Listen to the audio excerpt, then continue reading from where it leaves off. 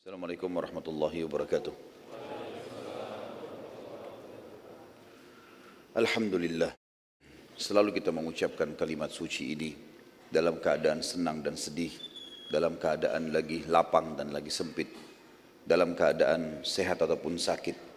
Karena orang beriman akan selalu bergantung pada Tuhannya, dan dia selalu menjadikan kalimat mulia ini sebagai kalimat yang membasahi bibirnya, sehingga selalu ada saja jalan keluar dan fasilitas yang sempurna dari Sang Pencipta Allah. Juga kita panjatkan salam hormat kita, salawat dan taslim yang telah diperintahkan oleh Sang Pencipta Allah agar diucapkan selalu setiap saat untuk manusia yang telah disempurnakan jalur nasabnya, fisiknya dan ilmunya, dan dinobatkan menjadi penutup para nabi dan rasul. Serta Sang Pencipta Allah menjanjikan bagi siapapun yang membacakan salam hormat kepada manusia terbaik ini akan dibalas langsung oleh Sang Pencipta 10 kali salam, yang berarti akan diberikan rahmat dan karunia dari Sang Pencipta. Maka sangat wajar kalau kita selalu mengucapkan salawat dan taslim kepada Nabi besar Muhammad sallallahu alaihi wasallam. Pada pertemuan kita yang sebelumnya sudah panjang lebar kita menjelaskan peperangan yang sangat mulia, perang Khandaq, dan juga beberapa kejadian-kejadian dari mukjizat-mukjizat baginda Nabi sallallahu alaihi wasallam, sampai kita mengambil waktu kurang lebih 3,5 jam karena menjelaskan dua peperangan sekaligus, perang Khandaq sampai selesai, dan juga perang Bani Quraidah, suku Yahudi yang telah berkhianat, yang akhirnya diperangi oleh Nabi SAW. Dan kita sudah tahu bagaimana Sa'ad bin Mu'adz radhiyallahu anhu menghakimi atau menghukum laki-laki mereka dan juga perempuan dan anak-anak mereka. Tentu teman-teman sekalian, setelah selesai perang Khandaq ini, ada banyak sekali suku-suku Arab tadinya yang ikut partisipasi. Induknya adalah Quraisy, Sulaim dan Ghatafan. Juga dua suku Yahudi, Kainuqa dan Nadhir. Tetapi ada suku-suku lain juga, suku-suku kecil dari bangsa Arab ini yang ikut. Dan kita lihat setelah bubarnya perang Ahzab, selesainya pasukan Ahzab terbubarkan dengan hikmah Allah, dengan angin topan yang Allah kirim dengan musim dingin, dan juga masuk Islamnya Naim bin Mas'ud radhiyallahu anhu yang akhirnya memecah belahkan pasukan Ahzab sehingga mereka terkalahkan. Maka Nabi SAW bersabda dengan kalimat mulia, mulai hari ini Quraisy tidak akan pernah memerangi kita lagi, tapi kita yang akan memeranginya. Nabi SAW mengajarkan kepada kita sebuah hukum syariat yang penting sekali, yaitu menghukum orang-orang yang pernah menyerang muslimin. Selain daripada hukum syari yang sudah kita jelaskan juga pada pertemuan sebelumnya, kalau pengkhianat agama yang membahayakan muslimin, hukumnya dikisos, dipenggal, dibunuh. Ya. Sebagaimana Nabi SAW mendukung pendapat Sa'ad bin Mu'adz pada saat mengeluarkan hukum 700 pasukan perang suku Quraidah dibunuh. Kali ini kita akan bahas insya Allah ke depannya upaya Nabi SAW menghukum suku-suku Arab yang ikut partisipasi dalam perang Ahzab. Satu persatu oleh Nabi SAW diserang untuk menunjukkan kemuliaan Islam. Dan sudah kita titik beratkan juga pertemuan yang sebelumnya, kalau setiap orang muslim bergerak, berusaha, ya, maka pasti Allah SWT akan berkahi. Apalagi dalam membela agama Allah Sang Pencipta. Tidak usah melihat jumlah kita berapa, sesederhana apapun senjata kita, yang jelas Allah akan berikan kemenangan kalau kita ikhlas dalam membela agamanya. Dan itu kita sudah lihat dalam rentetan histori sejarah perang jihad dari zaman Nabi SAW sampai akhir jihad. Kapanpun itu terjadi, mungkin sampai menjelang hari kiamat, jumlah muslimin umumnya selalu lebih sedikit, senjata lebih sederhana, tapi Allah berikan kemenangan mereka justru karena keimanan mereka. Yang paling pertama, setelah kejadian perang Ahzab yang terjadi pada bulan Syawal, dan itu selesai di akhir bulan Zulhijjah, di akhir bulan Zulqa'dah, karena kan orang Quraisy mengepung Madinah itu 41 atau 43 hari, sekitar 1,5 bulan. Jadi mereka masuk di bulan Syawal, awal Syawal. Mereka pergi meninggalkan tempat itu kurang lebih di pertengahan Zulqa'dah. Di awal Zulhijjah, tahun 5 Hijriah, Nabi SAW mulai membentuk ekspedisi-ekspedisi yang akan menyerang orang-orang yang telah mengganggu muslimin dan masuk dalam kelompok Ahzab. Yang pertama adalah Nabi SAW menyuruh kaum muslimin untuk membunuh seorang pimpinan Yahudi dari suku Nadir selain Huyai bin Akhtab. Huyai bin Akhtab sempat terbunuh. Kita sudah bahas pada pertemuan sebelumnya. Tapi ada satu lagi namanya Salam bin Abi Huqaiq atau julukannya Abu Rafi'. Orang ini termasuk otak bersama dengan sahabatnya Huyai bin Akhtab untuk membentuk pasukan Ahzab sehingga diseranglah Madinah pada saat itu. Maka Huyai bin Akhtab sudah mati, temannya dia. Tinggal dia ini yang harus dibunuh karena dia menjadi otaknya. Dan Abu Rafi' ini punya banyak keburukan. Sebelum terjadi perang Ahzab pun, setiap kali dia mendapatkan ada suku Arab yang siap dibayar, yang penting kacauin Madinah, ganggu muslimin, penyair-penyair yang bisa merusak nama Nabi SAW, melantunkan syair yang menghina Islam, atau ada penari-penari perempuan yang bisa menari lalu menghina dengan tariannya, dengan lagunya, dengan lantunan lagunya muslimin, maka dibiayai oleh orang ini.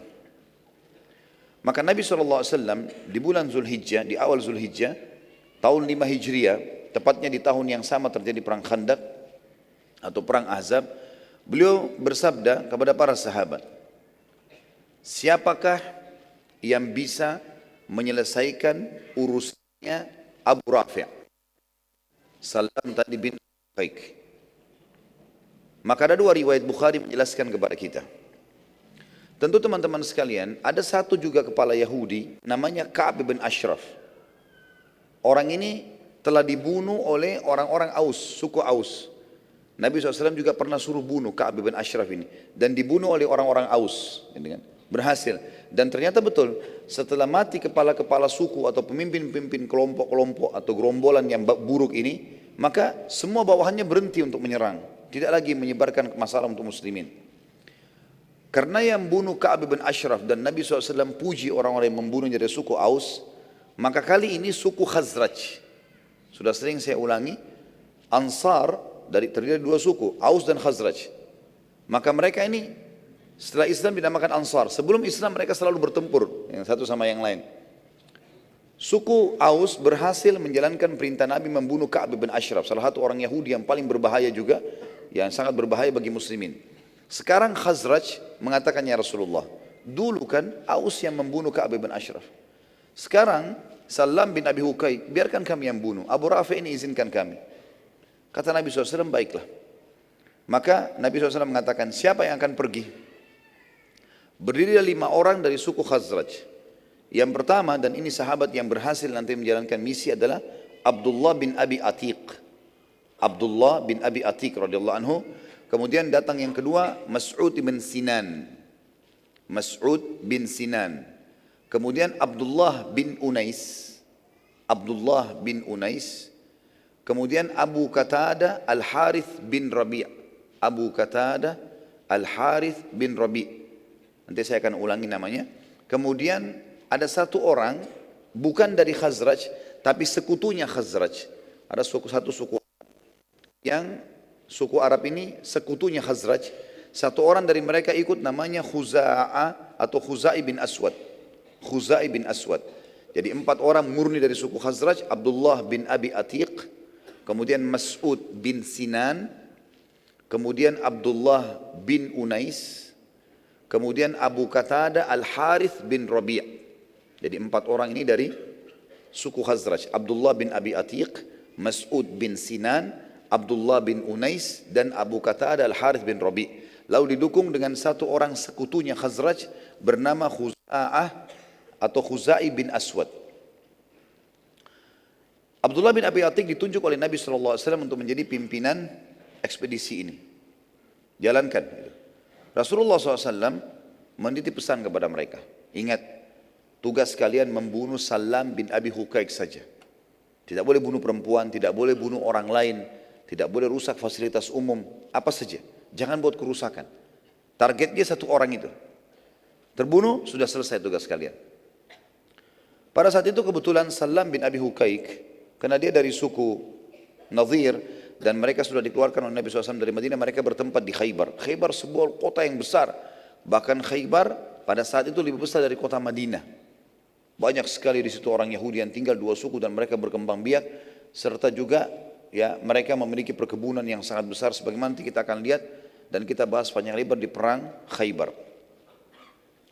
Masuklah pada saat itu kelima orang sahabat ini dan mereka memantau pada saat sudah masuk ke dalam benteng, mereka memantau rumah-rumah penduduk, menunggu sampai rumah penduduk semuanya sudah tertutup di malam hari. Sudah dipadamkan lampu-lampu mereka, kalau zaman sekarang, zaman dulu dipadamkan api-api mereka, sumbu-sumbu api mereka. Kemudian pergilah kelima orang sahabat ini mengetuk rumahnya Abu Rafi'. Setelah mengetuk, istrinya membuka. Lalu istrinya bertanya, karena ini Abu Rafi' kepala suku. Biasanya kepala suku atau raja itu, Salam bin Abi Hukak ini, dia sering membantu orang, royal, dermawan lah, gitu ya, supaya namanya harum di tengah-tengah masyarakat. Maka istrinya mengatakan untuk buka pintu, siapa kalian ini? Kepada 5 orang sahabat ini. Mereka bilang, kami adalah orang-orang kafilah Arab yang sedang membutuhkan bantuan bekal makanan. Maka berkatalah istrinya Salam, masuklah, temui suami saya. Maksudnya disuruh masuk ke ruang tamu gitu. Maka pada saat mereka masuk ke ruang tamu, sempat salah seorang sahabat bertanya, rumah ini seperti apa? Ditanya kepada istrinya, si Salam. Oh ini kamar saya, ini gini. Dia polos menyampaikan begitu saja. Maka para sahabat tahu di mana kamar tidurnya Salam. Tiba-tiba tanpa pakai menunggu, ada satu orang sahabat menunggu di pintu utama rumah untuk menjaga istrinya Salam supaya tidak keluar, melaporkan kepada orang Yahudi. Kemudian yang 4 masuk ke dalam kamar tidurnya. Dan mereka mengatakan di dalam hadis Bukhari, kami demi Allah menemukan kamar Salam sangat gelap dan kami tidak bisa melihatnya kecuali karena memang kulitnya sangat putih. Jadi orangnya sangat putih dan gagah sekali. Saking putihnya sampai kami melihat dia di posisi tempat tidurnya seperti kain putih yang sedang digantung di sebuah tembok yang hitam. Maka tanpa menunggu satu kesempatan pun, sahabat ini rame-rame menusukkan ya, pedang-pedang mereka, menghantamkan mereka, dan Abdullah bin Abi Atik, pimpinan ekspedisi ini, yang menusuk ke dadahnya sampai akhirnya Abdullah bin Salam meninggal dunia, mati. Istrinya sempat menangis, teriak-teriak. Lalu sahabat yang depan pintu hampir menebaskan pedangnya, tapi dia mengingat pesan Nabi SAW tidak boleh bunuh wanita. Maka kelimanya pun akhirnya keluar dari rumah Salam, kemudian melarikan diri pulang ke Madinah dan berhasil melakukan ekspedisi ini. Dalam riwayat Bukhari yang lain diceritakan, Nabi SAW selesai sholat 5 waktu di masjid. Tidak disebutkan tentu sholatnya sholat apa di sini. Yang jelas dari salah satu dari 5 waktu sholat wajib. Nabi SAW berkata, siapa yang akan menyelesaikan urusannya Abu Rafi' untukku? Abu Rafi' untukku. Abdullah bin Abi Atik mengatakan, ini tentu versi yang berbeda, tapi sama, kasusnya adalah membunuh Salam bin Abi Hukaik. Kata Abdullah bin Abi Atik, saya Rasulullah, saya akan membunuhnya. Kata Nabi SAW, pergilah dan bawalah beberapa teman-temanmu. Maka pergilah mereka dan berlima tadi orang ini, pergi. Mereka pergi sampai mereka mendekati benteng Khaybar dan tahu ini adalah bentengnya Salam atau Abu Rafi'. Mereka pun menunggu di luar dan mereka menunggu, mendengar, mencari informasi, mendengar di sekitar benteng. Ada suara yang menyebutkan Abu Rafi', Abu Rafi', sampai mereka mengetahui ini adalah rumahnya Abu Rafi'. Dan dalam riwayat ini dijelaskan agak berbeda. Rumah Abu Rafi' 2 lantai dan Abu Rafi' ada di atas, serta di sebelah kamar dia ada beberapa kamar pengawalnya. Mereka pun mendengarkan suara Abu Rafi', Abu Rafi'. Maka mereka tahu ini adalah kamarnya. Kata 4 orang sahabatnya Abdullah bin Abi Atik tadi, radhiyallahu anhu ajma'in, bagaimana? Kami mau istirahat dulu, sudah malam. Mungkin besok kita pikirkan bagaimana cara menyerang. Kata Abdullah, silakan, kalian istirahat saja. Kalau saya mau cari celah, mungkin ada celah yang bisa kita masuk malam ini dan kita membunuhnya, selesai misi kita. Maka keempat orang istirahat. Ada hutan, semacam pebohonan, kebun-kebun kurma di luar benteng Khaybar. Mereka istirahat di situ. Abdullah bin Abi Atik tunggu depan gerbang sambil memikirkan bagaimana caranya bisa masuk ke tempatnya Abu Rafi' ini. Dengan hikmah Allah, pada saat itu tiba-tiba terdengar gemuruh dalam benteng dan suara, karena mereka menggunakan bahasa Arab orang-orang Yahudi ini, karena mereka berbau dengan orang Arab sebagaimana saya jelaskan pertemuan yang lalu.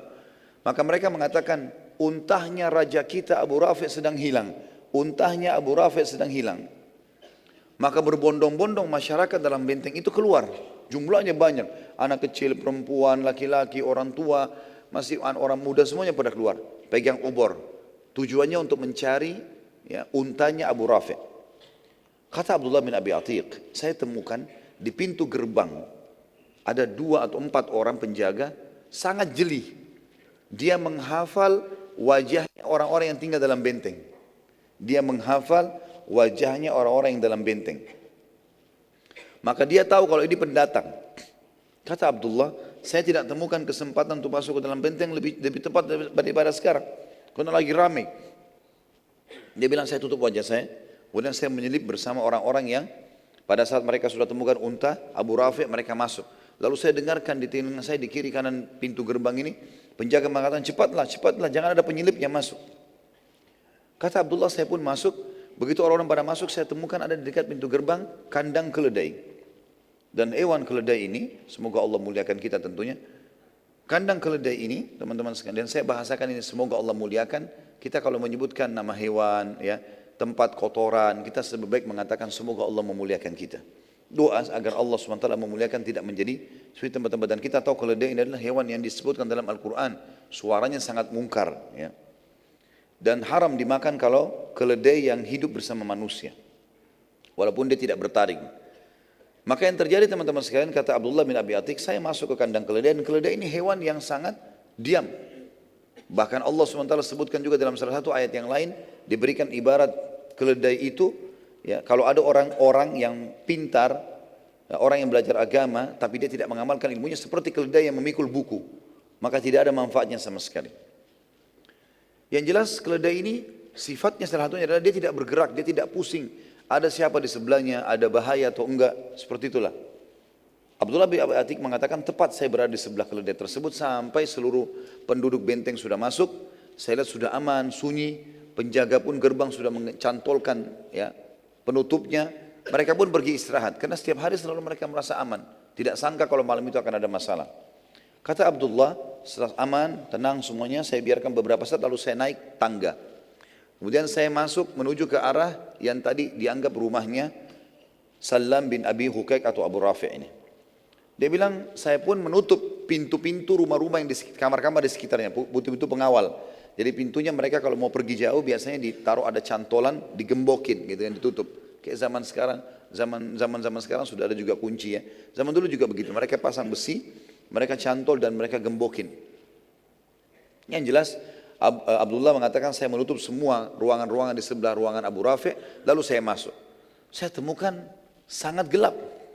Dan Ibnu Hajar rahimahullah dalam Fathul Bari Sahih, syarahnya Sahih Bukhari, mengatakan bahwasanya Abdullah bin Abi Atiq ini dalam terjemahan pribadinya memiliki mata yang rabun. Tapi orangnya sangat pemberani. Gitu kan. Di malam hari dia tidak bisa lihat, apalagi orang yang normal saja tidak bisa lihat, apalagi orang yang rabun. Kayak sekarang mungkin orang yang berkacamata, cuma zaman dulu kan tidak ada kacamata. Yang jelas Abdullah mengatakan, saya masuk, saya buka pintunya, gelap sekali. Saya nggak tahu di mana arahnya. Salamin atau Abu Rafi'. Lalu saya menggunakan suara saya sambil mengatakan, Abu Rafi', di mana kamu? Abu Rafi' tahu suara-suara pengawalnya. Ini suara asing. Lalu dia mengatakan, siapa kamu? Tiba-tiba kata Abdullah, begitu saya dengar suaranya dari arah tertentu, saya ke sana, lalu saya tebaskan pedang saya. Lalu kemudian saya kembali ke pintu, karena gelap sekali. Di pintu minimal masih ada cahaya di langit. Ternyata Abu Rafi' belum mati. Masih keluar suaranya, kesakitan. Kata Abdullah, saya menggunakan kesempatan lagi, saya mengatakan, ada apa wahai Abu Rafi', dengan bahasa yang berbeda, dengan suara yang berbeda. Dia bilang. Maka Abu Rafi' mengatakan, ada orang yang berusaha bunuh saya. Kata Abdullah, begitu saya dengar suara di arah tertentu, saya kejar lagi, saya tebas lagi dengan pedang. Lalu saya ke pintu lagi. Ternyata Abu Rafi' belum mati. Dalam riwayat begitu. Lalu dia bilang, saya ubah lagi suara saya. Kenapa Abu Rafi', kenapa? Ada orang yang mau bunuh saya gitu. Tolonglah segera. Kata Abdullah, begitu saya tahu arah suara, saya ke sana, lalu saya tancapkan pedang di dadanya sampai saya dengar tulang belakangnya bunyi. Setelah itu dia bilang, saya pun memastikan kalau dia mati. Lalu saya keluar, karena sudah tidak ada suara. Dia bilang saya turun dari tangga. Waktu saya turun dari tangga, saking buru-burunya dan anak tangga turun itu kecil, saya sempat terjatuh dan tulang kering saya, tulang kering di depan betis itu patah dia bilang. Maka saya pun mengikatnya dengan imamah saya, lalu saya berjalan dengan satu kaki. Tadi sebelum dia naik tangga, pintu gerbang sempat dibuka sama dia dan dicantolin sedikit batu. Maka dia mudah sekarang buka lalu dia pergi. Begitu dia masuk ke tengah hutan, di tempat perkebunan, di terbunan kurma, teman-temannya dibangunin sama dia, lalu bangun. Dia mengatakan, ada apa wahai Abdullah? Abdullah bin Abi Atik mengatakan, radhiyallahu anhu majma'in, Allah sudah membunuh musuhnya. Kata mereka, bagaimana ceritanya? Dia bilang, tadi ceritanya saya begini, saya masuk, saya seterusnya, terus ditidakkan dari awal sampai akhir. Lalu kata mereka, kalau begitu kita pulang ke Madinah malam ini, sampaikan kepada Nabi SAW. Kata Abdullah, dan ini sifat orang mukmin, dia ditugaskan, dia selesaikan. Kata dia, kalian baliklah kalau kalian mau balik. Tapi saya tidak akan balik sampai demi Allah saya pastikan musuh Allah ini mati. Dan tradisi orang-orang Yahudi pada saat itu kalau ada raja mereka atau kepala suku mati, di benteng-benteng mereka di pojok-pojok itu ada kayak menara, di situ mereka teriak-teriak mengatakan si fulan mati, si fulan mati. Datanglah ke rumahnya, ya, ada yang punya hak silakan diambil dan seterusnya. Maka pada saat itu dia bilang, saya menunggu sampai menjelang waktu subuh, saya sholat subuh dan mulai pada saat mulai agak terang, kata Abdullah bin Abi Atik, teman-teman sudah pulang semua ke Madinah. Dia bilang begitu saya tiba pagi hari saya dengarkan orang-orang Yahudi di atas benteng sambil teriak mengatakan, ya, terimalah berita sedih karena Abu Rafi' raja kita sudah mati dibunuh orang entah siapa dan siapa yang punya hak silakan datang ke rumahnya, disebutkanlah seperti itu. Maka Abdullah mengatakan alhamdulillah saya sudah memastikan kalau tugas saya selesai. Maka dia bilang saya pun pulang ke Madinah menyusul teman-teman saya. Teman-temannya tunggu di pintu gerbang Madinah, ketemulah. Tentu Khaybar lumayan cukup jauh, butuh waktu lama. Begitu ketemu di pintu gerbang lalu mereka sama-sama masuk. Pada saat mereka bertemu dengan Nabi SAW menyampaikan berita gembira, begini ya Rasulullah ceritanya. Maka Nabi SAW mengatakan alhamdulillah yang telah membinasakan musuhnya, gitu kan. Kemudian Abdullah bin Abi Atik mengatakan, tapi ya Rasulullah kaki saya patah. Saya begini ceritanya, jalan di tangga jatuh patah tulang saya. Kata Nabi SAW, luruskan kakimu. Diluruskan, lalu baginda Nabi SAW meludahinya. Mendoakan dan meludahinya, kemudian Abdullah bin Abi Atik mengatakan, tiba-tiba saya bisa loncat seperti kaki saya tidak pernah patah sebelumnya. Tapi ini ingat, ludahnya siapa? Nabi alaihi salatu wassalam. Ya. Ini perlu dikasih bawahi karena banyak orang jual ludahnya, ya. La haula wala quwata illa billah. Ludahin air tiba-tiba dijual, ya. Maka ini perlu digarisbawahi teman-teman sekalian. Dan ini kisah tentang ekspedisi tadi Abdullah bin Abi Atiq di bulan Zulhijjah tahun 5 Hijriah. Di bulan Muharram tahun 6 Hijriah, tepatnya 1 bulan setelah itu, Nabi SAW mengirim sahabatnya yang bernama Muhammad bin Maslamah radhiyallahu anhu. Dan sebenarnya Nabi SAW sekarang sudah targetnya Mekah ini. Targetnya sekarang sudah Mekah. Tapi sebelum menguasai Mekah dan menyerang Mekah, beliau ingin menyisir wilayah di sekitar situ. Semua nanti wilayah yang akan dilewati oleh Nabi SAW untuk ke Mekah itu sudah aman. Termasuk sekalian menghukum suku-suku Arab yang ikut-ikutan pada perang Ahzab. Setelah kematian Abu Rafi', Nabi SAW mengutus ekspedisi pertama lagi setelah perang Ahzab dan juga suku Quraidah yang dipimpin oleh Muhammad bin Maslamah, dan kekuatannya sebenarnya tidak besar, cuma 30 orang saja. Ekspedisi ini menuju ke wilayah Bani Qirtha di daerah Dariyah atau Dariyah. Ini di wilayah Najd, tepatnya di Bakarat, ya. Jarak Madinah kurang lebih jarak tempuh 7 malam perjalanan. Pasukan melewati Bani Bakar bin Kilab, jarak perjalanan 10 hari, lalu menyerang mereka. Jadi Nabi SAW menyuruh datang sebenarnya di sini. Perjalanan targetnya adalah 7 hari perjalanan, tapi suku ini terbentang sampai perjalanan 3 hari saking besarnya. Namanya Bani Bakar. Bani Bakar ini juga ikut partisipasi di perang Ahzab, juga mengirim bantuan makanan, bantuan unta, mengirim sedikit pasukan bersama orang-orang Quraisy dan Yahudi pada saat itu. Maka Muhammad bin Maslamah berhasil menyerang mereka tanpa mereka sadari, walaupun cuma 30 orang, tapi Muhammad bin Maslamah menyerang selepas sholat subuh, di waktu masih gelap, dan berhasil pada saat itu menang dan mendapatkan ghanimah karena suku ini buyar semuanya, melarikan diri bubar, kemudian mereka mendapatkan 100 ekor unta dan 3.000 ekor domba sebagai ghanimah. Pada saat kembali ke Madinah, Muhammad bin Maslamah bersama pasukannya menemukan seseorang yang mereka tawan karena mereka kira ini bagian daripada suku Bakr. Saat tiba di Madinah, Nabi SAW menyambut dengan berita gembira, ternyata mereka menang, bawa ghanimah. Dan Muhammad bin Maslamah juga menunjukkan kalau ada beberapa tawanan yang kami bawa.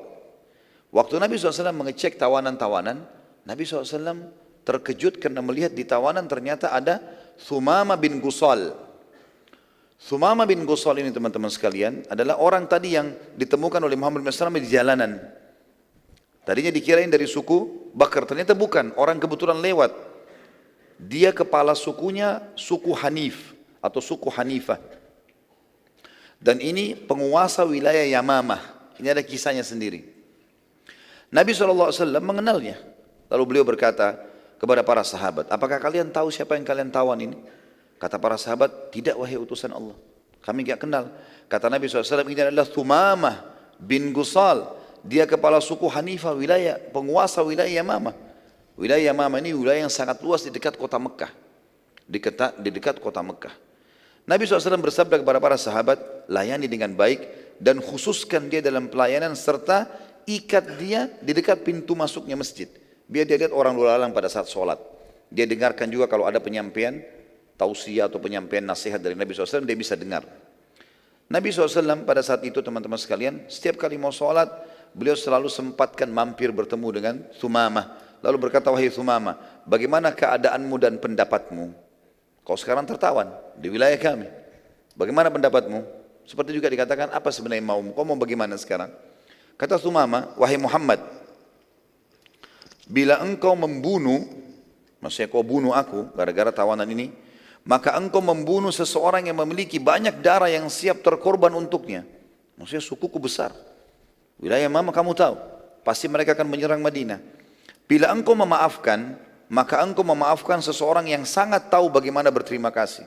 Apa yang kau minta saya akan kasih. Bila engkau menginginkan harta, sebutkan saja semaumu, maka engkau akan mendapatkannya. Nabi SAW meninggalkan, tidak ngomong apa-apa, mimpin sholat. Dari pagi sampai malam, besok lagi, hari keduanya.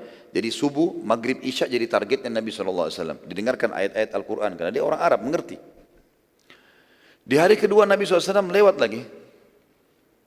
Pada saat mau sholat subuh, mampir lagi. Lalu bertanya, bagaimana keadaanmu hai Thumamah? Bagaimana pendapatmu? Dia ulangi kalimat yang sama. Wahai Muhammad, bila engkau membunuh, engkau telah membunuh orang yang banyak darah siap terkorbankan untuknya. Bila kau memaafkan, engkau telah memaafkan seseorang yang sangat tahu bagaimana berterima kasih. Bila engkau menginginkan harta, sebutkan saja, maka engkau akan mendapatkannya. Nabi SAW tinggalkan di hari kedua. Kemudian Thumamah melihat, mendengarkan ayat Al-Quran, melihat bagaimana para sahabat pada saat pulang, mereka berpelukan, mereka salaman, saling menanyakan kabar. Dan yang paling membuat dia kagum adalah bagaimana muamalahnya sahabat dengan para tawanan. Thumamah kepala suku, dia tahu bagaimana berperang, bagaimana orang kalau jadi tawanan. Enggak pernah diurus makanannya, enggak pernah dikasih minuman, dibiarin saja mati, bahkan kadang-kadang digebukin, dirampas hartanya secara paksa. Thumamah tidak sama sekali. Bahkan Nabi SAW suruh melayani. Ada seorang sahabat yang sempat menyuapkan dia roti, memegang kurma di tangan kirinya, roti di tangan kanannya. Lalu sahabat ini menyodorkan ke mulutnya Thumamah roti itu, bukan kurma kering. Dia kaget, belum pernah ada orang begini sama tawanan. Dan pada saat jatuh dari mulutnya, sahabat itu tahan, lalu dimasukkan lagi kembali. Padahal dia tidak ada hubungannya sama Thumamah, cuma mendengarkan sabda Nabi SAW suruh berbuat baik pada tawanan. Hari ketiga Nabi SAW lewat lagi lalu mengucapkan lagi, wahai Thumamah, bagaimana pendapatmu? Maka Thumamah mengucapkan lagi hal yang sama. Wahai Muhammad, bila kau membunuh, kau bunuh aku, maka kau telah membunuh orang yang banyak darah siap berkorban untuknya.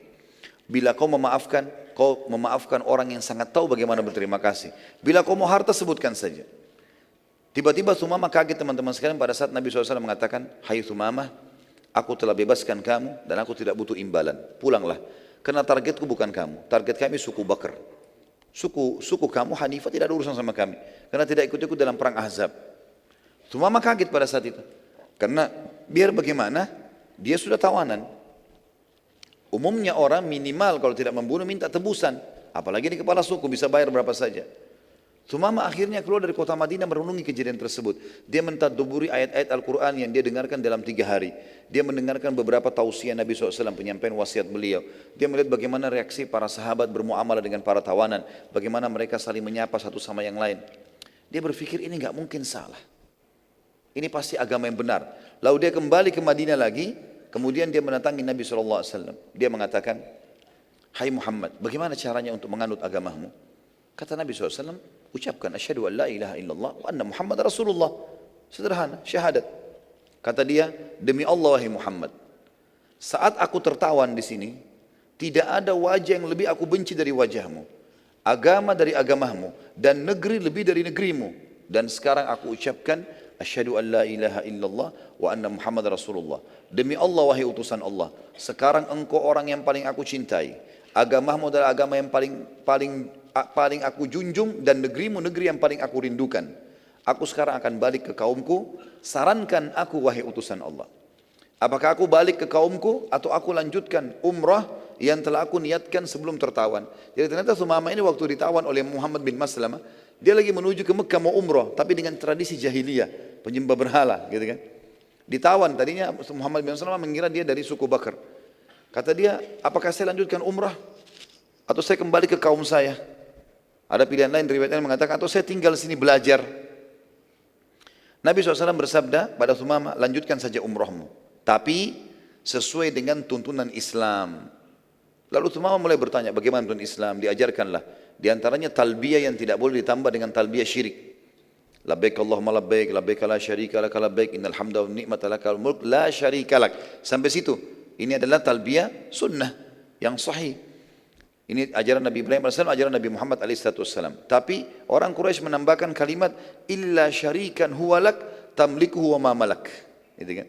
Artinya, tambahannya tentunya ini, kecuali sekutu yang kau miliki. Kita kan kalau baca labbaik Allahumma labbaik, ya Allah aku jawab panggilanmu dengan santun.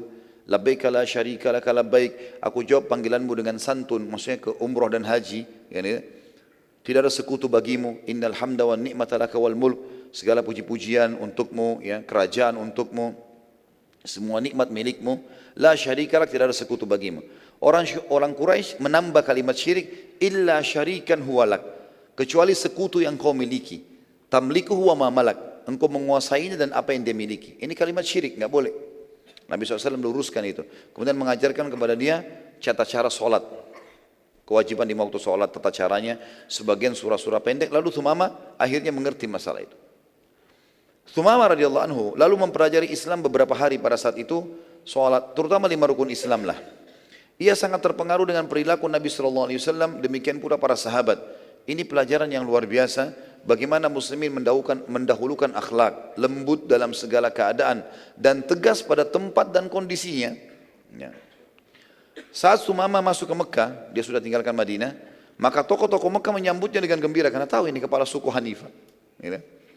Maka orang-orang Mekah menyambutnya dengan gembira karena ia kepala suku yang terkenal, memiliki personil perang yang banyak, ya, dan juga jumlah warganya sangat banyak. Jumlah warganya itu mencapai sekitar 30.000 orang. Serta yang paling penting adalah suku Hanifah ini ternyata umumnya adalah pedagang-pedagang yang menjadi pemasok utama pangan ke Mekah. Kebutuhan dasar kayak gandum, kurma, itu semua yang masukin ke Mekah adalah suku Hanifah ini, dan mereka berada di sebelahnya atau di sekitar Mekah, ya. Jadi antara Mekah sama Jeddah, karena mereka penguasa wilayah terluas Jazirah Arab yang dikenal dengan Yamamah, ya. Sumama radhiyallahu anhu tawaf pada saat itu didampingi oleh pemuka-pemuka Quraisy. Waktu talbiyah, Sumama mengucapkan labbaik Allahumma labbaik, labbaik la syarika lak labbaik, innal hamda wan ni'mata lak wal mulk la syarika lak. Berhenti, Sumama diam.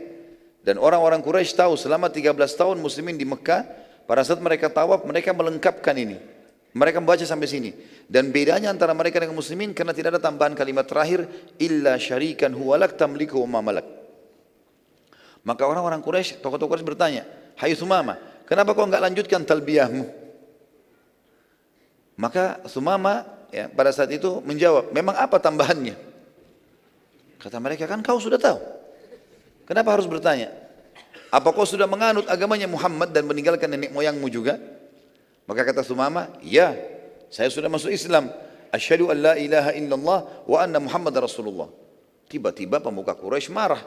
Ditawan Sumamah ini. Ditawan, diikat, tawan. Suku Hanifah mengetahui berita kalau kepala sukunya ditahan nih. Maka mereka pun datang mengunjungi Sumamah di Mekah. Lalu Sumamah memerintahkan mereka untuk memboikot asopan pangan semuanya ke Mekah. Maka sukunya pun mengikutinya. Walaupun sebenarnya sukunya dalam keadaan kafir, sama dengan Quraisy. Belum masuk Islam, mereka belum tahu itu. Beberapa hari saja, semua asopan gandum, kurma, segala macam nggak ada yang bisa masuk ke Mekah.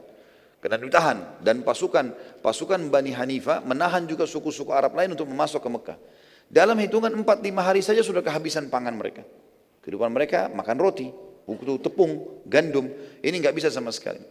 Maka akhirnya mereka pun datang kepada Sumamah dan meminta maaf dan janji akan melepaskan Sumamah. Tapi perhatikan teman-teman sekalian, orang subhanallah yang masuk Islam ikhlas karena Allah. Apa yang dilakukan Sumamah radhiyallahu anhu dengan keimanannya waktu itu, walaupun baru masuk Islam beberapa hari, dia bilang, saya akan memaafkan kalian, tapi dengan syarat. Kalian harus minta izin kepada Nabi SAW. Hubungi Madinah dulu. Kalau Muhammad, Nabi SAW izinkan saya melepaskan pangan lagi masuk, saya akan lepaskan. Kalau enggak bakalan. Orang-orang Quraisy jadi kaget ini. Gimana sekarang? Terhina sekali. Mereka harus hubungi Madinah untuk supaya ini masuk lagi asopan. Dan luar biasa bagaimana Allah menolong agamanya hanya dengan satu orang ini. Gitu kan.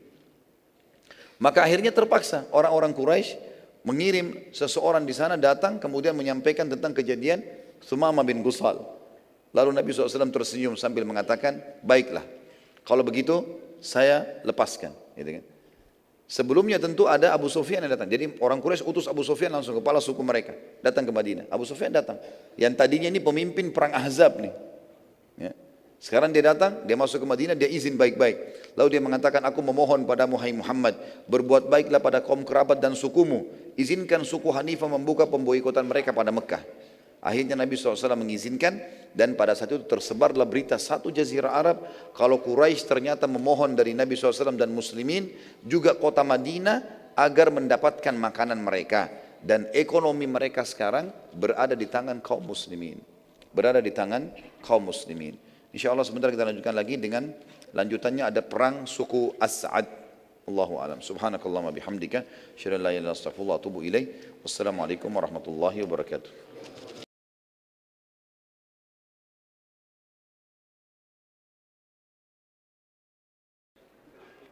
Assalamualaikum warahmatullahi wabarakatuh. Alhamdulillah wassalatu wassalamu ala Rasulillah. Segala puji bagi Allah Subhanahu wa taala, juga salawat dan taslim kepada Nabi besar Muhammad sallallahu alaihi wasallam.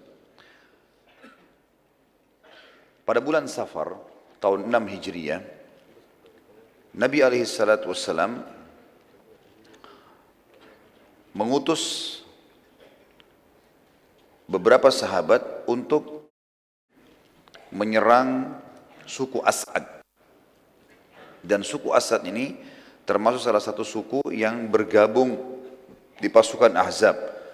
Dan pimpinan mereka bernama Tuwalaihah bin Khuwailid al-Uzdi. Nabi SAW sempat mengutus kepada mereka 40 pasukan kuda dan memilih Uqasha bin Muhsin radhiyallahu anhu agar memerangi mereka. Tentu Uqasha bin Muhsin terkenal dengan keterampilan menunggangi kuda dan pedangnya, dan dia sering dijadikan oleh Nabi SAW pemimpin dalam peperangan. Dan dialah yang sempat hadis yang masyhur waktu Nabi SAW mengatakan 70.000 dari umatku masuk surga tanpa hisab. Lalu kemudian Uqasha mengatakan, doakan saya termasuk salah satu 70.000 itu ya Rasulullah. Kata Nabi SAW, kau termasuk dari 70.000 itu. Dan ada sahabat lain yang mengatakannya, Rasulullah doakan saya juga, kata Nabi, kau telah didahului oleh Uqasha. Uqasha bin Muhsin radhiyallahu anhu pergi 40 orang. Hal ini Nabi SAW memilih dia karena Uqasha sendiri dari suku As'ad. Ini sukunya dia, tapi sukunya tidak masuk Islam tentunya. Maka pada saat tiba di sana dia sangat tahu seluk-beluknya dan akhirnya dia mengatur strategi perang. Dan ternyata Uqasha berhasil dengan kelihayannya radhiyallahu anhu menyerang suku As'ad. Dan waktu dia menyerang, setelah sholat subuh ternyata di pemukiman kosong. Dan yang ada cuma 10 orang. Dan 10 orang ini berhasil ditawan oleh Ukasha. Ya. Ternyata sudah kosong, tidak ada lagi harta, tidak ada lagi orang, semuanya sudah kosong. Ini semua disebabkan karena suku As'ad telah mendengar kalau muslimin sudah mulai menghukum siapapun yang ikut di perang Ahzab. Karena mereka ketakutan, akhirnya mereka melarikan diri dari pemukiman mereka. Dan mereka buat pemukiman di tempat lain, tapi Allahu alam di mana. Yang jelas salah satu dari tawanan dari 10 itu mengatakan, wahai Ukasha, mau enggak saya menunjukkan kepadamu di mana hartanya suku As'ad. Tapi dengan syarat, kamu lepaskan saya, bebaskan saya. Kata Ukasha, baiklah. Akhirnya jalanlah pasukan muslimin 40 orang ini dengan tawanan tersebut. 10 orang, salah satunya ikut. Semua 10 ikut, tapi yang satu ini di depan menunjukkan jalan. Karena terlalu jauh masuk ke padang pasir ke dalam. Maka Ukasha jadi khawatir. Jangan sampai orang ini menipu. Lalu dia kemudian kembali mengancam si tawanannya, mengatakan, jujurlah atau kepalamu akan aku penggal.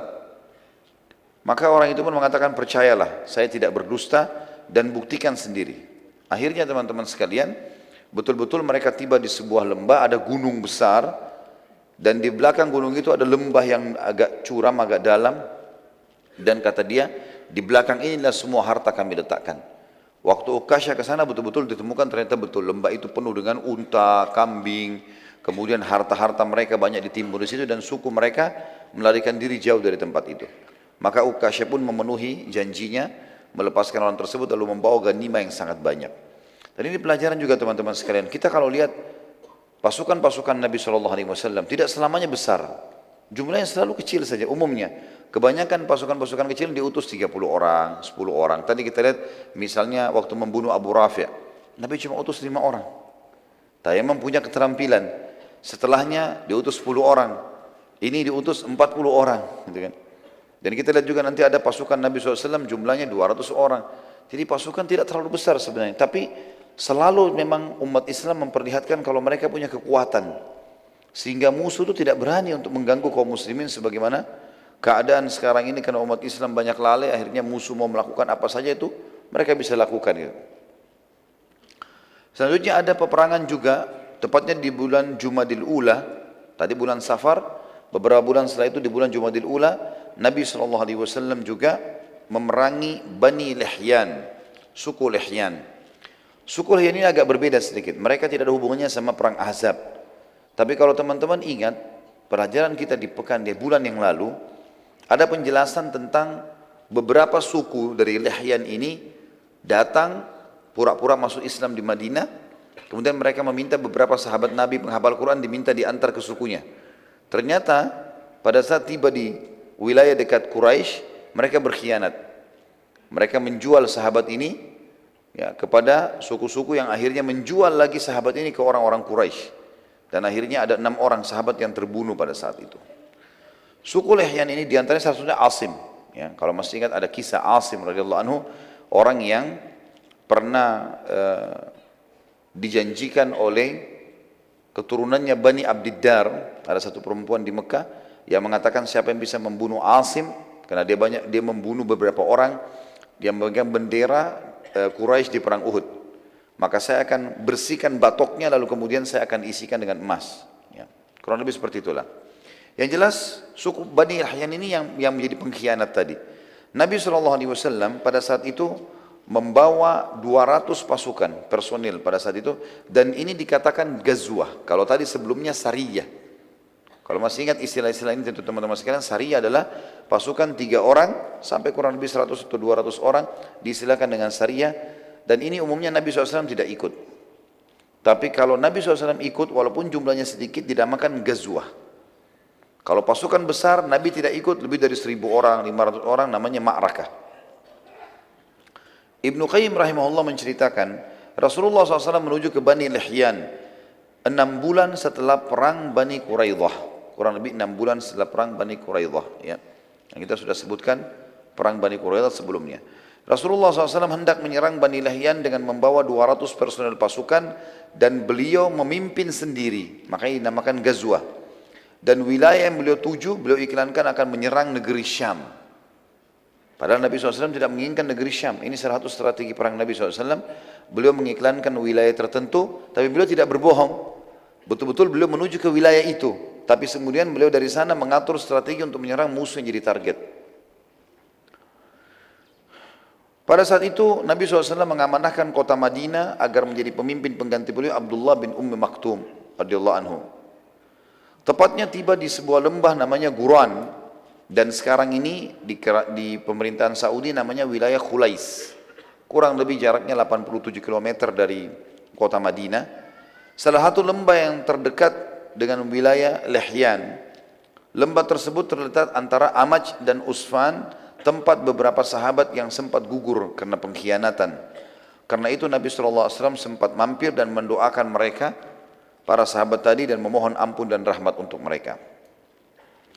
Bani Lihyan mengetahui kedatangan Nabi SAW dengan mata-mata mereka, maka mereka melarikan diri ke puncak-puncak gunung, dan Nabi SAW pada saat masuk ke pemikiran mereka tidak menemukan satu orang pun. Dan gunung jauh di padang pasir, mereka melarikan diri. Maka Nabi SAW sempat tinggal selama 2 hari di tempat mereka untuk menunjukkan kekuatan kaum muslimin, walaupun hanya 200 personil. Dan waktu itu Bani Lihyan memiliki personil ribuan orang, tapi mereka semua melarikan diri. Nabi SAW waktu itu sempat mengutus beberapa sahabat mencari tahu, mengejar Bani Lihyan, namun tidak menemukan satupun di antara mereka. Nabi SAW lalu menuju ke wilayah Usfan dan mengutus 10 personel kuda dari 200 itu, dipimpin oleh Abu Bakar radhiyallahu anhu, untuk masuk ke perkampungan Ghanim namanya. Ini untuk memantau berita Quraisy, sudah dekat dengan wilayah Mekah. Jadi sudah dekat sekali dengan Mekah. Lalu Nabi SAW kembali ke Madinah setelah menduduki tempat tersebut selama 14 hari. Dan ini disebutkan oleh Ibnu Qayyim rahimahullah dalam buku beliau Hadil Ma'ad fi Hadi Khairil Mi'ad. Ini di jilid 3 halaman 276. Dalam riwayat atau kisah yang lain, dalam buku-buku sejarah yang lain disebutkan, Bani Lihyan termasuk yang berkhianat dan membunuh beberapa orang sahabat, diantaranya Asim radhiyallahu anhu. Kisah masyhur yang dikenal juga dengan kisah kejadian mata air Raji', ya, di mana suku Lihyan menyerahkan sebagian sahabat yang mereka jual pada Quraisy, dan akhirnya Quraisy membunuh sebagiannya dan suku Lihyan membunuh sebagian yang lain. Suku Lihyan dalam kisah yang lain ini, retorika penyampaian yang lain, suku Lihyan mendengar bahwasanya muslimin mulai memerangi satu persatu siapapun yang ikut dalam perang Ahzab, maka mereka berhati-hati sekali dan mereka menyebarkan sebanyak mungkin mata-mata. Namun mereka tidak bisa mendapatkan informasi, hanya saja mereka tahu muslimin keluar kemudian menyuruh ke negeri Syam, dan negeri Syam jauh dari mereka. Tapi karena ketakutan mereka akhirnya meninggalkan wilayah kekuasaan mereka, dan muslimin berhasil datang ke wilayah Lihyan. Setelah tiba di dekat negeri Syam, Nabi SAW turun kembali untuk ke pemukiman mereka dan sempat tinggal selama 2 hari untuk menunjukkan kemuliaan Islam. Dalam riwayat yang kedua ini disebutkan, Nabi SAW pada saat mau pulang ke Madinah baru mampir di tempat lokasi kuburan para sahabat yang terbunuh pada saat itu. Lalu beliau berdoa. Kalau riwayat yang pertama tadi, mampir dulu baru kemudian menyerang suku Lihyan. Dan ini juga termasuk pelajaran teman-teman sekalian, sunnah dari Nabi SAW dalam Islam, untuk kalau lewat kuburan, ziarah. Mampir sebentar, mengucapkan salam dan mendoakan para jenazah, kenal atau tidak kenal tentunya. Di antara sunnah Nabi SAW kita mengatakan, Assalamualaikum dara qaumin mu'minin, antumus sabiquna wa nahnu insya'allahu bikum lahiqun, ghafarallahu mustaqimina minkum wal mustakhirina minna. Keselamatan untuk kalian wahai penghuni kuburan, orang-orang beriman. Kalian telah mendahului kami dan kami akan menyusul kalian. Semoga Allah memaafkan orang-orang terdahulu di antara kalian dan orang yang menyusul di antara kami. Beliau SAW juga sempat, dalam riwayat ini sama juga dengan riwayat pertama, mengutus 10 orang personel dipimpin oleh Abu Bakar radhiyallahu anhu. Kalau tadi riwayat pertama menjelaskan cuma sampai ke lembah Ghanim, sudah dekat di wilayah Mekah, tapi belum masuk Mekah. Riwayat kedua menjelaskan Abu Bakar Rasulullah Nabi SAW masuk ke wilayah haram, masuk ke wilayah Mekah, masuk ke wilayah haram, berarti sudah masuk ke Mekah. Tidak buat apa-apa, hanya sekedar menampakkan diri pada Quraisy. Beberapa saat orang-orang Quraisy bingung melihat, kalau sudah ada begini dengan pasukan perang, walaupun cuma 10 orang, berarti ada pasukan besar di belakangnya. Tugasnya cuma itu saja. Kemudian Abu Bakar disuruh balik lagi, berkumpul dengan pasukan muslimin. Dan ini strategi perang Nabi SAW. Ada beberapa strategi perang Nabi SAW, karena kita sedang berbicara dari tadi pagi sampai sekarang ini, bicara masalah peperangan, maka selalu memang manfaat-manfaat faedahnya kita bicara masalah itu. Termasuk strategi perang Nabi SAW, beliau selalu menyerang wilayah yang sudah terdengar akan menyerang beliau. Beliau tidak pernah menunggu, kecuali kepepet. Kayak kasus Ahzab, mereka tiba-tiba sudah bentuk pasukan dan memang sudah berjalan. Maka Nabi SAW melawan dan bertahan. Selebihnya bertawakal kepada Allah Subhanahu Wa Taala. Juga beliau selalu mengutus pasukan-pasukan kecil menakut-nakuti musuh, yang dikenal dengan Sariyah. 6 orang, 10 orang, 20 orang, ini paling banyak Nabi SAW kirim. Selalu aktif dalam masalah militer ini untuk mengintai, memata-matai, melihat, ya, membela kebenaran dan seterusnya. Dan itu terjadi tentu sampai zaman-zaman khilafah Islamnya dulu, mereka sangat kuat dari sisi militer. Tentu tidak mengganggu wilayah orang, tapi tentu punya persiapan yang mapan untuk membela agama Allah. Waktu itu tersebar berita, karena pasukan 10 orang Abu Bakar sempat masuk wilayah haram kemudian pulang, kalau muslimin sudah menyerang Mekah. Dan muslimin yang beberapa waktu lalu sempat dikepung di Ahzab dengan pasukan Ahzab, sekarang malah mereka yang keluar menyerang dan menghukum siapapun yang ikut. Padahal jumlahnya cuma 200 orang personel. Tapi Nabi SAW sini memperbaiki nama baiknya muslimin yang tadinya dikepung 10.000 orang, walaupun dianggap Quraisy kalah karena tidak bisa menembus Madinah, tapi beliau ingin tidak mau orang-orang lain tamak lagi melakukan perbuatan yang sama. Maka beliau mengutus pasukan untuk menghukum suku-suku ini. Dan semuanya rata-rata kalah dengan pasukan muslimin. Pada saat balik ke Madinah, Nabi SAW sempat mampir ke sebuah tempat namanya Rabwah. Rabwah sebuah wilayah, kurang lebih 80 km dari kota Mekah. Dan pada saat itu beliau menghampiri sebuah kuburan yang sangat tua. Dan kata Abu Bakar dan Umar radhiyallahu anhuma, kami melihat Nabi SAW menangis terisak-isak, yang belum pernah kami lihat beliau menangis seperti itu kecuali pada saat melihat jenazahnya pamannya Hamzah di Uhud. Maka kami pun bertanya, ya Rasulullah, kuburan siapa ini? Lalu Nabi SAW menjawab mengatakan, ini kuburan ibuku, sesungguhnya aku telah meminta kepada Allah agar menziarahi kuburan ibuku dan aku diizinkan, dan aku memohon ampun untuk ibuku dan Allah tidak mengizinkannya. Selanjutnya ada juga gazwa yang lain, adalah gazwa Dzikird. Perang ini teman-teman sekalian tertuju untuk menyerang suku Ghatafan. Ghatafan kalau masih ingat, kalau teman-teman yang ikut tadi bahasan kita di pagi, perang Khandak atau perang Ahzab, ada beberapa induk-induk suku yang memang paling besar personilnya. Di antaranya Ghatafan, ada Quraisy 4.000, Ghatafan 4.000, dan ada 10.000 personil, berarti ada 2.000 lagi sisanya dari suku-suku Arab kecil-kecil dan orang-orang Yahudi, Qainuqa dan Nadhir. Nabi SAW waktu itu mengingatkan muslimin tentang pemimpin Ghatafan yang bernama Uyainah bin Muhsin. Uyainah bin Muhsin sempat waktu perang Khandak kemarin, ya, yang kemarin beberapa bulan lalu terjadi di Madinah, kan Nabi sempat negosiasi sama Uyainah. Kalau masih ingat tadi pagi kan saya jelaskan, maka negosiasi, pulang saja kamu, jangan ikut perang-perang sama Ahzab, kami akan kasih kamu 1/4 hasil Madinah. Nggak mau dia, dalam setahun kamu ambil 1/4 hasil Madinah, nggak mau, negosiasi sampai setengah. Tapi karena waktu sudah setuju dengan setengah, Nabi SAW serahkan kepada Sa'ad ibn Mu'ad dan Sa'ad ibn Ubadah radhiyallahu anhuma, dua pimpinan Madinah, Ansar. Kalau mereka setuju, kalau kalian setuju silahkan berikan. Tapi ternyata keduanya menolak dan menanyakan, ya Rasulullah, apakah ini wahyu atau hanya keinginan anda pribadi atau strategi perang? Kata Nabi SAW, tentunya ini bukan wahyu, ini juga bukan keinginan saya karena saya tidak mau. Kemudian beliau mengatakan ini hanya strategi perang.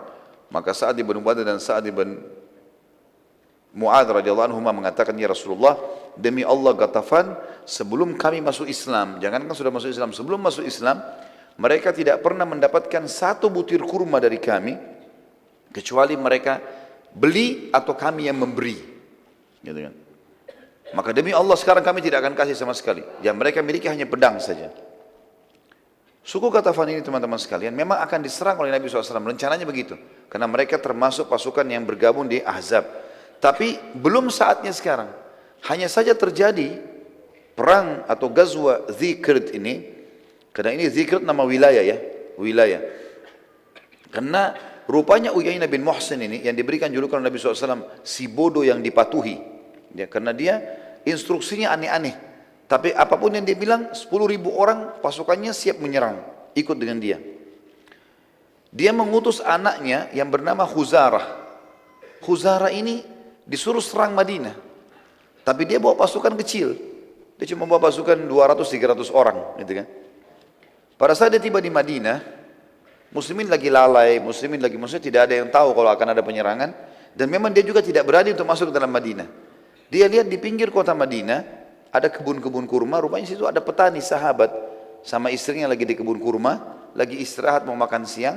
Di sebelahnya ada beberapa ekor unta yang lagi diternak di kandang. Salah satunya adalah kuda dan unta Nabi SAW. Tiba-tiba Khuzarah nyerang, dibunuh si petani muslim itu, lalu istrinya diambil. Kemudian unta dan kuda tadi ada 2-3 ekor unta dibawa. Itu unta dan kuda Nabi SAW.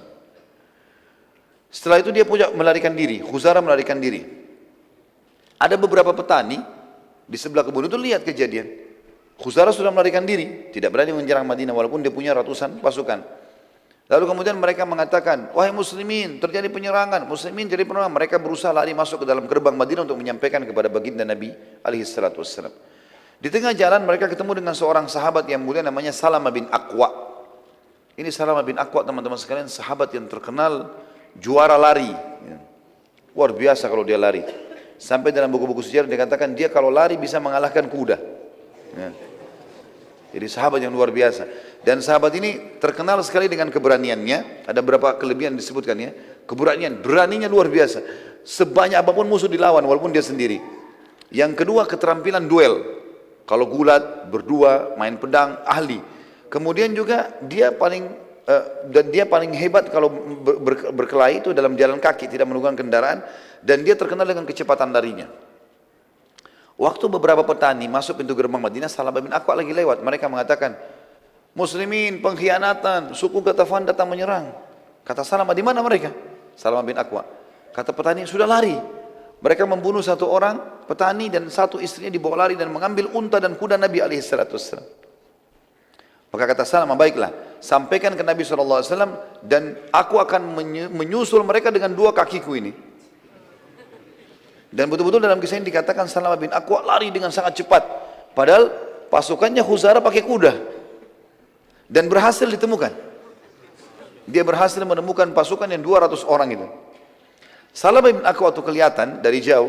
Salamah duduk sebentar, dilempar anak panah, mengganggu mereka. Anak panah ini jaraknya jauh, bisa 100 meter, 200 meter bisa jangkau kalau orang yang mahir gitu kan. Maka yang terjadi, Khuzarah berhenti. Dia cuma 1 orang. Disuruh serang. Waktu diserang, Salamah punya cara strategi, dia lari ke arah Madinah. Dan dikejar sama kuda nggak bisa ketemu. Karena cepatnya gitu kan. Jadi dia lari-lari nggak bisa dikejar. Kemudian setelah orang-orang ini menganggap, sudah lepas nggak bisa. Mereka kembali, Salamah kembali lagi. Panahin lagi mereka. Begitu terus sampai beberapa kali. Akhirnya kata Khuzarah, orang ini punya pasukan di belakangnya nih. Ini orang cuma mau menunda kita nih, bukan mau perang dia. Maka Khuzarah pun akhirnya mengatakan pada pasukannya, kalian semua pulang. Bawa tawanan ini, si perempuan muslimah ini, bawa unta sama kuda ini, biarkan saya, dia dengan adiknya namanya Habib, dan ada 2 orang lagi pasukannya dia, 4 orang nunggu di situ. Pada saat itu teman-teman sekalian, para petani berhasil menyampaikan info kepada Nabi SAW. Tanpa menunggu, Nabi SAW mengutus pasukan 200 orang. Dan 200 orang ini dipimpin oleh Sa'ad ibn Zaid. Sa'ad ibn Zaid radhiyallahu anhu. Beliau mengatakan pada saat itu, jihad wahai muslimin. Terkumpul 200 orang ini, Sa'ad ibn Zaid lalu disuruh oleh Nabi SAW segera nyusul cepat. Lalu kemudian Nabi SAW menunggu pada saat itu sampai akhirnya terkumpul 700 personil kuda lain. Selain 200 tadi ada 700 lagi. Dan Nabi SAW memimpin sendiri 700 itu. Makanya dinamakan Ghazwa. Dinamakan Ghazwa. Salamah bin Aqwa terus saja beradu sama 4 orang ini. Tapi Salamah bin Aqwa berusaha menghindar dari 4 orang ini karena yang dia mau kejar yang banyak tadi, yang ratusan itu. Maka dia berusaha menghindar sampai dia berhasil meloloskan diri dari 4 orang ini. Dia mau mengejar yang 196 orang tadi. Maka yang 4 orang ini tiba-tiba kaget pada saat itu waktu mereka mau kejar Salamah. Rupanya pasukannya Sa'ad yang 200 orang sampai, Sa'ad bin Zaid tadi sampai. Di dalam pasukan ini rupanya Sa'ad mengutus, di dalam pasukan ada 1 orang namanya Abu Qatadah. radhiyallahu anhu, sahabat Nabi yang mulia. Abu Qatadah ini terkenal juga dengan keberanian dan keterampilan perangnya gitu. Dan ini juga pelajaran teman-teman sekalian. Berarti memang para sahabat itu punya keterampilan individual dalam keterampilan perang. Mereka belajar semua, dan ini teman-teman juga perlu belajar bela diri, belajar keterampilan, dan niatnya untuk olahraga dan sekaligus satu waktu kalau dibutuhkan, bukan untuk melakukan pemberontakan atau hal-hal yang buruk. Itu nggak mungkin gitu ya. Umat Islam tidak mengenal itu. Tapi dia tidak boleh juga lalai, nggak boleh dia tidak punya sama sekali kemahiran. Maka yang terjadi adalah Abu Qatadah ini waktu pasukan Sa'ad ya Ibn Zaid sudah tiba di sekitar lokasi, 4 orang ini coba melarikan diri. Abu Qatadah minta izin sama Sa'ad, saya mau kejar 4 orang ini. Kata Sa'ad, silakan kejar. Maka dikejar sama dia, diserang. Serangan ini 1 orang lawan 4 berhasil ditemukan. Waktu mereka mau kejar 4 orang ini, mau kejar Salamah bin Aqwa, tidak ketemu, maka ketemu dengan Abu Qatadah. Terbunuhlah Habib, ya, anaknya Uyainah bin Muhsin. Jadi ada 2 anaknya, Khuzarah dengan Habib. Habib terbunuh. Khuzarah dan 2 orang temannya berhasil lari, pulang, lari ke pemukiman mereka. Waktu itu Abu Qatadah mau mengejar 3 orang ini, tapi ini ada korbannya dia, ada Habib. Habib ini pakai baju kerajaan karena dia anak raja, anaknya Uyainah bin Muhsin, kudanya bagus. Dan dalam Islam kalau orang berhasil duel dan mengalahkan seseorang, berarti apa yang dimiliki kan jadi haknya dia. Tapi Abu Qatadah tidak mau kehilangan 3 orang itu. Maka dia pun membuka jubahnya lalu dipakein di atas badannya Habib yang jadi korban, yang sedang dibaringkan di atas kuda gitu. Waktu itu Abu Qatadah coba mengejar. Ternyata pasukan Sa'ad tiba. Pasukan Sa'ad tiba, bersamaan juga enggak lama kemudian datang pasukan Nabi SAW. Terkumpullah 900 pasukan muslimin. Orang-orang muslim melihat pada saat itu dari jauh, melihat, oh ini bajunya Abu Qatadah. Berarti Abu Qatadah mati. Kata Nabi SAW, bukan.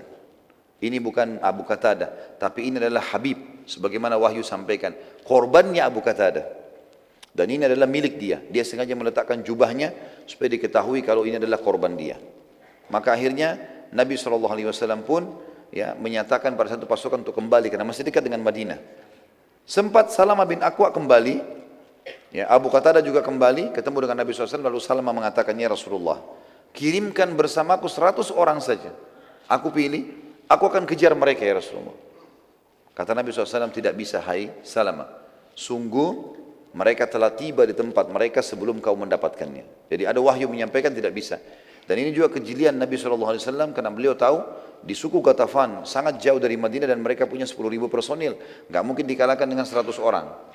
Maka beliau sekarang mengajak para sahabat untuk kembali ke Madinah. Ngatur strategi perang yang lain. Karena Ghatafan belum jadi target sekarang.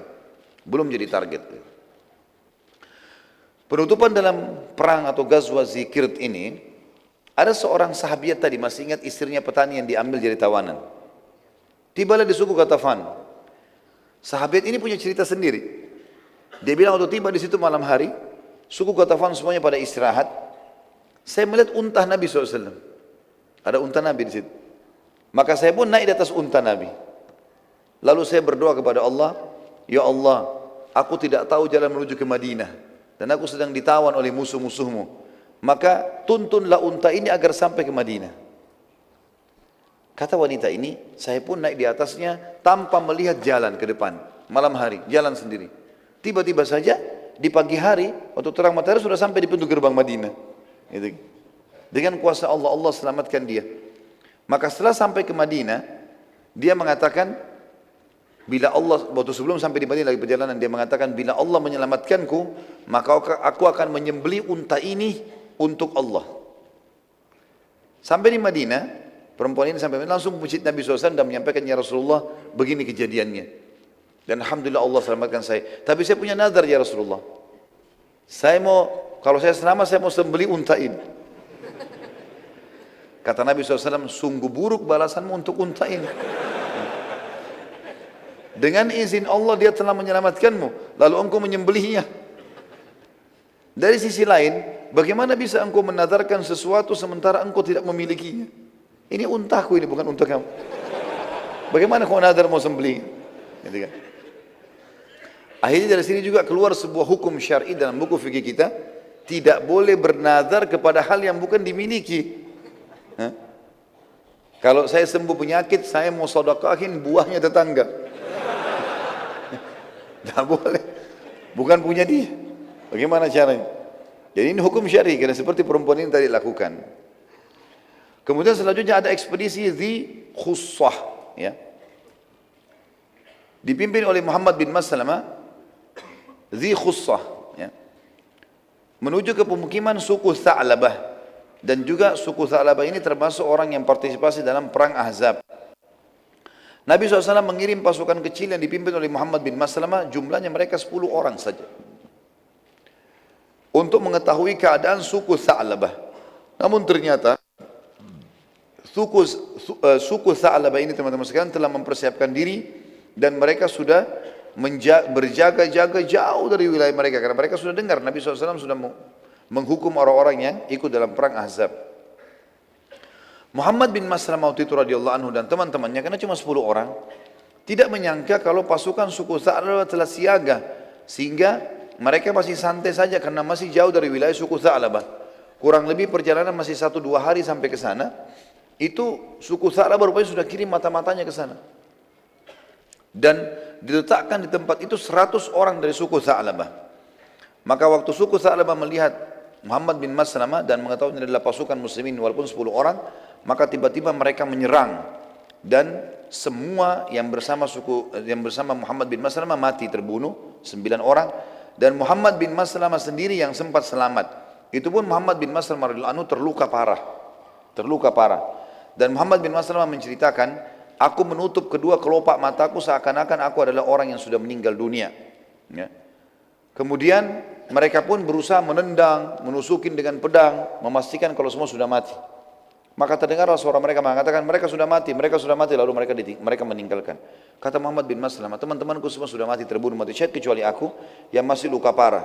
Aku terus menutup mataku karena khawatir jangan sampai mereka masih melihat. Karena luka parah, gak bisa melawan. 100 orang gitu. Maka pada saat itu pun dia mengatakan, tiba-tiba aku mendengar ada suara kuda yang mendekat, dan aku terus menutup mataku sampai aku mendengarkan dia mengatakan, inna lillahi wa inna ilaihi raji'un. Maka Muhammad bin Maslamah membuka matanya sambil mengatakan, wahai muslim, aku masih hidup maka tolonglah aku. Ternyata dia adalah seorang muslim yang mau datang menuju ke Madinah untuk bertemu dengan Nabi SAW.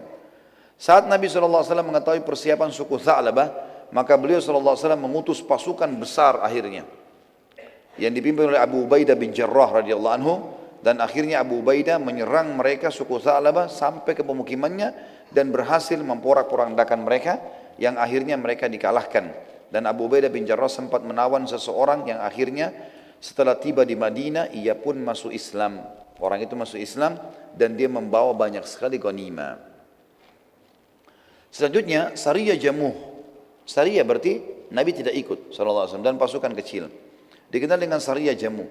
Nabi SAW mengutus, ya, kurang lebih pada saat itu awalnya cuma kecil, 70 orang. Setelahnya Nabi SAW membentuk pasukan yang besar, sekalian dilengkapkan jadi 700 orang. Awalnya kata ulama sejarah menjadi Sariyah dan akhirnya menjadi sebuah pasukan. Dikenal dengan Sariyah Jamuh karena awalnya cuma 70 orang. Dipimpin oleh Zaid bin Harithah radhiyallahu anhu. Zaid bin Harithah adalah mantan anak angkat Nabi SAW, karena sudah tidak lagi istilah itu setelah dilarang oleh Allah Subhanahu wa taala untuk menjadi anak angkat Nabi alaihi salatu wassalam. Ia tujuannya untuk menyerang suku Sulaim. Saya sudah jelaskan juga, saya ulangi kembali, suku-suku yang besar bergabung di Ahzab adalah Quraisy, Ghatafan, Sulaim, kemudian Nadhir dan Qainuqa. Nadhir dan Qainuqa suku Yahudi. Tujuannya menyerang suku Sulaim dan yang ikut partisipasi dalam perang Ahzab, dan mereka melarikan diri. Sisa-sisa suku yang terlibat ada di sekitar suku Sulaim juga sekalian diserang oleh Zaid bin Harithah dan berhasil mengalahkan mereka. Pada saat itu Nabi SAW mengikuti keadaan suku-suku Arab yang hidup saling menyerang. Pada saat itu Nabi SAW mengikuti keadaan suku-suku Arab yang hidup saling menyerang dan merebut kekuasaan satu sama yang lain. Setelah itu Nabi SAW mendakwahi mereka. Dan Nabi SAW pada saat mengirim pasukan ini, beliau sekalian menitip pesan kepada Zaid bin Harithah, serang kalau ada suku-suku yang juga ikut, yang kecil-kecil yang ikut, serang semuanya di sekitar situ. Setelah dikalahkan tadi suku Sulaim ini, yang lainnya juga pada dikalahkan. Dan Nabi SAW mengatakan, dan perhatikan, Kalau ada suku-suku Arab di situ yang tidak ikut Ahzab, tapi kerja mereka selalu hidup dari peperangan, maka ajak mereka damai, lalu dakwakan Islam kepada mereka. Dan ini Zaid bin Harithah berhasil menjalankan misinya. Kemudian ada Hamlat Ishq. Hamlat Ishq. Ya. Ishq, teman-teman sekalian, sebuah wilayah yang dipenuhi dengan kebun-kebun luas dan padat, dan sangat cocok bagi yang mau menyembunyikan diri. Diistilahkan dengan Ishq. Pasukan yang dipimpin oleh Zaid bin Harithah dengan jumlah 150 personil, tujuannya adalah kafilah dagang Quraisy. Jadi setelah Zaid bin Harithah balik ke Madinah, Nabi SAW utus lagi kembali. Tapi sekali ini bukan lagi dengan 700 orang, tapi dengan 150 orang saja. Tujuannya untuk menahan kafilah Quraisy yang lewat di wilayah Ishq. Ishq ini ada dari negeri Syam menuju ke Mekah, lewati Madinah, di antara Madinah sama negeri Syam. Sebuah wilayah yang rindang sekali, karena di situ ada lembah. Lembah itu sering menampung air hujan. Jadi kalau ada hujan sering menampung, jadi ada mata-mata air, sehingga membuat banyak pohon-pohon tumbuh di situ. Dikenal dengan wilayah Ishq. Pada saat itu teman-teman sekalian, Zaid bin Harithah tujuannya diutus Nabi SAW untuk menahan kafilah Quraisy. Pada saat itu berhasil, kafilah Quraisy lewat diserang oleh Zaid bin Harithah, dan berhasil mengambil kafilah tersebut dan menawan seseorang yang bernama Abul As. Siapa Abul As ini?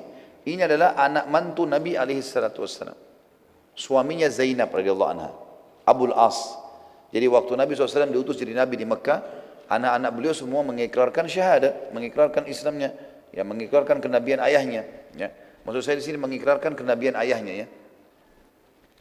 Maka pada saat itu teman-teman sekalian, satu-satunya kerabat Nabi, maksudnya yang merupakan anak mantu beliau, yang tidak masuk Islam adalah Abul As. Maka Nabi SAW pisahkan dengan Zainab. Dipisahkan. Dan ini sebuah hukum syar'i. Kalau wanita muslimah, nggak boleh sama sekali sentuh oleh laki-laki kafir. Walaupun dasarnya tadinya suami istri. Maka harus dipisahkan terlebih dahulu sampai suaminya masuk Islam. Gitu kan? Hukum syar'inya begitu. Terjadi pada anak Nabi SAW Zainab. Karena Abul As tidak mau masuk Islam, maka Nabi pisahkan. Tapi masih status suami istri. Dipisahkan dalam kata tidak boleh berhubungan biologis di sini. Pada saat Nabi SAW bertakbir untuk sholat, karena dibawa Abul As ini dibawa ke Madinah. Rupanya Abul As ini tahu kalau Zainab ada, dan Zainab belum menikah dengan muslimin. Walaupun sudah sekian tahun pisah. Kan sekarang kasusnya sudah tahun ke-6 Hijriah. Berarti sudah 6 tahun hijrah. Kasus dakwanya Nabi SAW di Mekah 13 tahun. Di awal Islam, tahun pertama masa kenabian, jadi 13 tahun di Mekah, tahun pertamanya Abul As sudah tidak mau masuk Islam. Berarti Abul As sudah pisah sama Zainab lama sekali nih. 13 tahun di Mekah, tambah lagi 6 tahun di Madinah ini. Gitu kan? Sudah lama sekali, belasan tahun. Abul As tahu informasi kalau Zainab belum menikah. Maka dia pun mengirim informasi, minta tolong kepada muslim yang sedang menawannya, menjaganya. Sampaikan kepada Zainab salam saya, dan tolong ya tebus saya. Minta supaya Zainab tebus.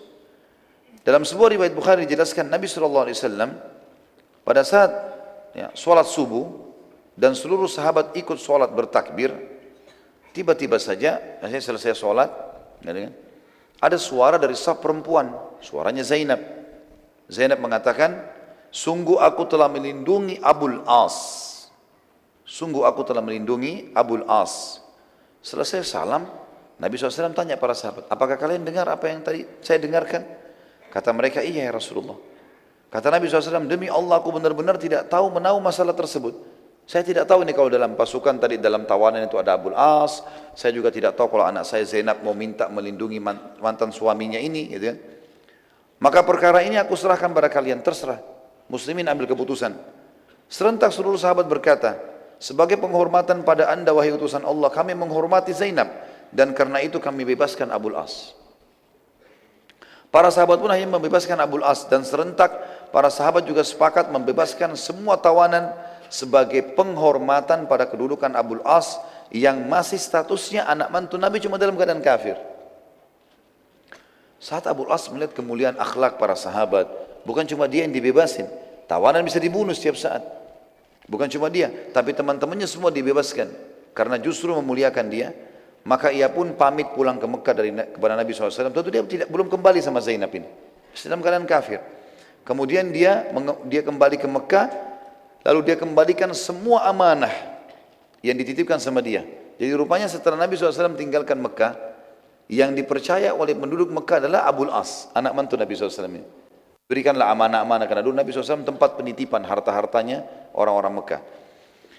Maka Abul As mengembalikan semua seraya dia berkata, apakah masih ada hak kalian padaku, hai penduduk Mekah, hai Quraisy, penduduk Mekah, ya, yang mengamanahkan harta kepada Abul As berkata, sudah semua, dan kami selalu menemukanmu jujur dan juga menjaga amanah.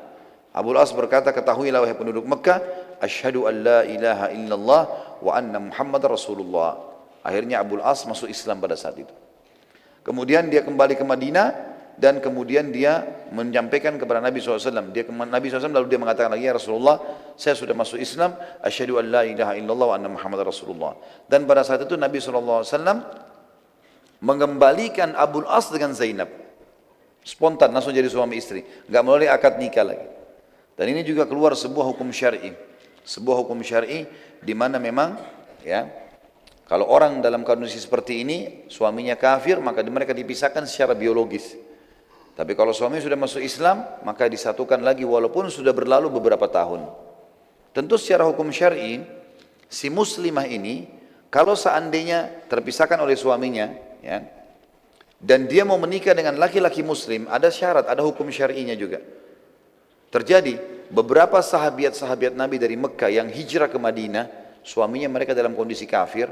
Karena yang hijrah dari Mekah kan ada yang laki-lakinya muslim, istrinya tetap kafir, seperti Abdurrahman bin Auf radhiyallahu anhu. Istrinya nggak mau masuk Islam, dia ke Madinah lalu dia menikah sama wanita Ansar. Ada juga penduduk Mekah aslinya, penduduk Mekah asli perempuan masuk Islam, suaminya nggak mau, lalu mereka hijrah ke Madinah. Allah Subhanahu wa taala melarang mengembalikan mereka ke suami-suami mereka. Setelah mereka suaminya seperti menyampaikan isu yang tidak benar, mengatakan Muhammad telah merebut istri-istri kami. Tapi firman Allah turun melarang, tidak boleh mukminah dikembalikan kepada laki-laki musyrik, haram buat mereka itu, nggak boleh sama sekali.